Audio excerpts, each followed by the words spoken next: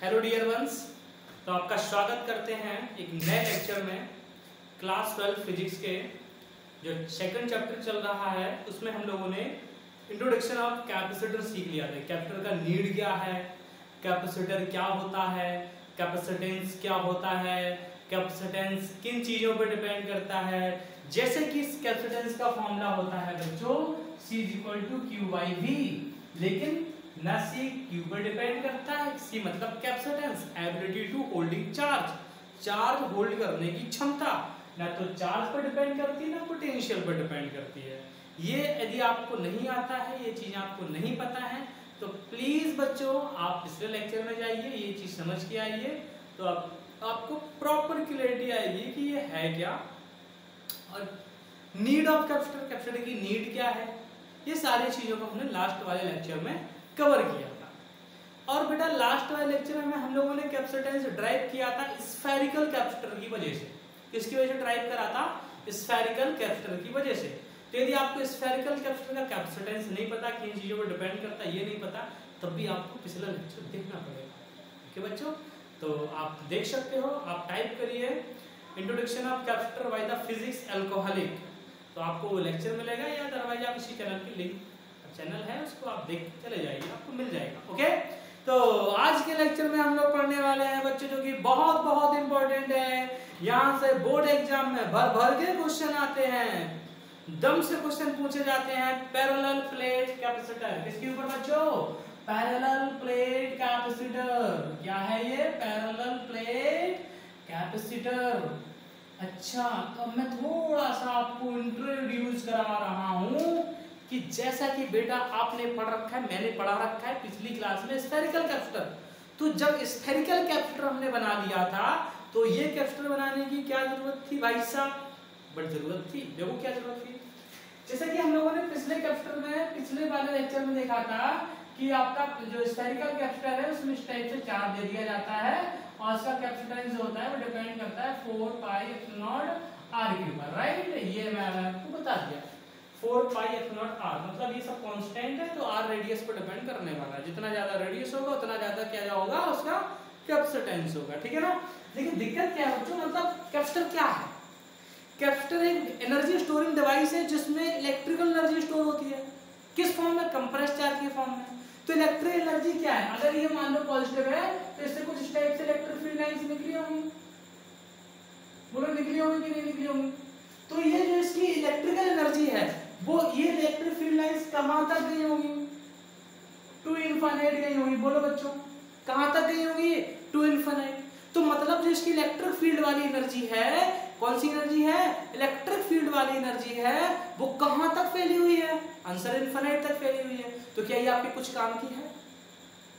नहीं है ना। ये फैली बड़ी एनर्जी है, ये कुछ काम में नहीं आने वाली अपने। अरे भाई, जैसे मैंने पिछले एक एग्जांपल दिया था कि मान लो आपने बाल्टी पानी भर लिया और 1 सेकंड में आप जितना चाहो उतना पानी आप ले सकते हो, पूरा डाल सकते हो। यही कैपेसिटर का यूज होता है। अब मान लो कैपेसिटर में पानी तो है और वो फैला पड़ा है पानी पूरे फर्श में, क्या आपके कुछ काम का है? नहीं है ना। तो ये बाउंडेड एनर्जी नहीं है। ये कैसी एनर्जी नहीं है बच्चों? बाउंडेड नहीं है, बंधी हुई नहीं है, फैली एनर्जी है। हम क्या चाहते हैं? हम चाहते हैं कि एनर्जी को बंद कर लें, उस पर्टिकुलर जगह में भर ले एनर्जी को, जो इलेक्ट्रिक फील्ड वाली एनर्जी है। इसकी वजह से डिजाइन किया parallel plate capacitor. I think अब आपको समझ में आ गया कि पैरेलल प्लेट कैपेसिटर की नीड हम लोग को क्यों पड़ी। क्योंकि एनर्जी बाउंडेड नहीं है बच्चों, फैली पड़ी है, फैली पड़ी है। और फैली पड़ी एनर्जी का क्या करोगे? पानी फैला दो पूरे फर्श में, तो क्या करोगे उसका? तो बाल्टी में भरा हुआ बाउंडेड पानी। राइट, चलो स्टार्ट करते हैं। जैसे बच्चों ये आपका प्लेट है, ठीक है ना।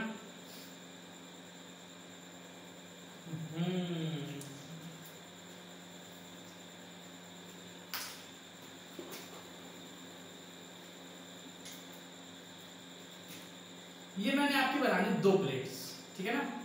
ये ठीक है,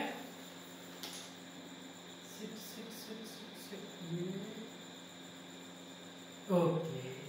ये ये आपकी दो पैरेलल प्लेट्स हैं बच्चों। कैसी प्लेट है? पैरेलल, मतलब आप समझ सकते हो कुछ इस टाइप से, इस टाइप की ये प्लेट्स, ठीक है। अच्छा, जिनके एरिया क्या है बच्चों? जिसका एरिया है, इन प्लेट्स का एरिया है वो मैंने माना कि इसका एरिया है ए। कितना एरिया है बच्चों? एरिया माना मैंने, मतलब दोनों का एरिया कैसा है? सेम ए। इनके बीच की डिस्टेंस कैसी है? स्मॉल डी, जो कि कैसी होनी चाहिए? Very small. वेरी स्मॉल होने से क्या होगा? वेरी स्मॉल होने से कैपेसिटर की चार्ज होल्डिंग कैपेसिटी या कैपेसिटर की कैपेसिटेंस इंक्रीज हो जाती है। कैसे इंक्रीज हो जाती है आपको पता लगेगा जिससे लेक्चर आगे बढ़ेगा, ठीक है ना। हाँ, तो बच्चों क्या करेंगे हम लोग, इस पे हम लोगों ने चार्ज डेंसिटी दी प्लस सिग्मा और इसको दी हमने माइनस सिग्मा, मतलब ये पॉजिटिव प्लेट है, ठीक है ना। ये कैसी प्लेट है? पॉजिटिव प्लेट है। और ये कैसी प्लेट है? निगेटिव, मतलब इसका चार्ज डेंसिटी पॉजिटिव है, इसका चार्ज डेंसिटी निगेटिव है, तो ये निगेटिव प्लेट होगी, वो वाली प्लेट कैसी होगी? पॉजिटिव हो गई। अच्छा, डी बहुत स्मॉल है, किसके कंपैरिजन में? D is very small comparative to the area. तो जब सोचो एरिया बहुत बड़ा है, डिस्टेंस बहुत छोटा है, एरिया बहुत बड़ा है, डिस्टेंस बहुत छोटा है, तो ये जो प्लेट होगी ये कैसी दिखेगी हम लोग को? इनफाइनाइट प्लेट दिखेगी। कैसी प्लेट दिखेगी बच्चों? इनफाइनाइट प्लेट दिखेगी, ठीक है ना। अच्छा, ओके, ठीक है। अगर ये पॉजिटिव है तो अपन ने सीखा होगा, मैं आपको याद दिलाता हूं कि अगर इनफाइनाइट प्लेन शीट की वजह से, इनफाइनाइट प्लेन शीट की वजह से x डिस्टेंस दूर या कोई भी डिस्टेंस दूर इलेक्ट्रिक फील्ड आता है सिग्मा अपॉन 2 एप्सिलॉन। बोलो याद है कि नहीं? नो नो नो नो, भूल गए? याद करो, पैरेलल एक प्लेन शीट है, इनफाइनाइट प्लेन शीट, उसकी वजह से बनने वाला फील्ड क्या होता है? Sigma upon 2 epsilon not. मतलब ये फील्ड डिस्टेंस पर डिपेंड नहीं करता है। अगर ये प्लेट पॉजिटिव है तो डायरेक्शन ये होगी, अगर ये प्लेट भाई साहब अगर ये प्लेट कैसी होती? नेगेटिव होती, तो कोई भी डिस्टेंस ले लो, उससे कोई डिस्टेंस से फर्क नहीं आने वाला है। अगर प्लेट इनफाइनाइट है तो, अगर प्लेट इनफाइनाइट है तो मतलब डिस्टेंस बहुत, ये नहीं कि कुछ भी डिस्टेंस ले लो वहां फील्ड, ऐसा नहीं। प्लेट बहुत बड़ी है और तुम मान लो, जैसे मान लो प्लेट का जो एरिया है वो काफी बड़ा है और तुम 1 सेंटीमीटर 0.1 मिलीमीटर, तो उसके लिए ये डिस्टेंस, ठीक है। तो नेगेटिव की वजह से भी इलेक्ट्रिक फील्ड कितना आएगा? सिग्मा अपॉन 2 एप्सिलॉन नॉट आएगा। डायरेक्शन क्या होगी? टुवर्ड्स द प्लेट होगी, राइट बच्चों। तो अगर ये पॉजिटिव है, अगर ये पॉजिटिव प्लेट है और ये प्लेट बच्चों कैसी है? नेगेटिव है, तो इस पॉइंट की बात करें, पॉजिटिव की वजह से इलेक्ट्रिक फील्ड की डायरेक्शन बनेगा, कितना बनेगा? Sigma upon 2 epsilon not. ये चार्ज डेंसिटी दोनों का कैसा है? सेम है। दोनों का जो चार्ज डेंसिटी है वो कैसा है बच्चों? सेम है। तो अगर चार्ज डेंसिटी सेम है तो इसकी वजह से भी इलेक्ट्रिक फील्ड इसी डायरेक्शन में बनेगा, कितना होगा वो भी? Sigma upon 2 epsilon not. तो आंसर क्या आएगा? Sigma upon epsilon not. मतलब इसके बीच, जो प्लेट्स के बीच का जो इलेक्ट्रिक फील्ड है वो कितना है? कितना है? सिग्मा अपॉन एप्सिलॉन नॉट है। और क्या हो रहा है बच्चों? ये जो पॉजिटिव से इलेक्ट्रिक फील्ड कहां जाके एग्जिस्ट कर रहा है? नेगेटिव में। मतलब जो स्फेरिकल कैपेसिटर की जो प्रॉब्लम थी कि इलेक्ट्रिक फील्ड इनफिनिट तक फैला था, वो अब नहीं फैला है। पॉजिटिव से लाइन निकलने कहां पे जाके टर्मिनेट कर रही है? नेगेटिव पे। पॉजिटिव से लाइन निकल के कहां टर्मिनेट कर रही है? नेगेटिव पे टर्मिनेट कर रही है। तो जो फैलने वाली प्रॉब्लम थी वो भी आपकी क्या हो गई? फिनिश। ओके माय बच्चों, तो इस बैटरी को पॉजिटिव किया, इसका कनेक्शन किससे कर दिया? नेगेटिव से किया, तो ये नेगेटिव हो गई, ये वाली बैटरी कैसी हो गई? पॉजिटिव हो गई, राइट बच्चों। अच्छा, अब हम लोगों ने वी नो दैट हम लोग जानते हैं कि कैपेसिटेंस का फॉर्मूला होता है C = Q upon delta V। Delta V क्या है?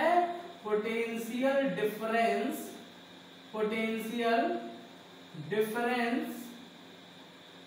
बिटवीन प्लेट्स, प्लेट्स के बीच का पोटेंशियल डिफरेंस, प्लेट के बीच का क्या पोटेंशियल डिफरेंस।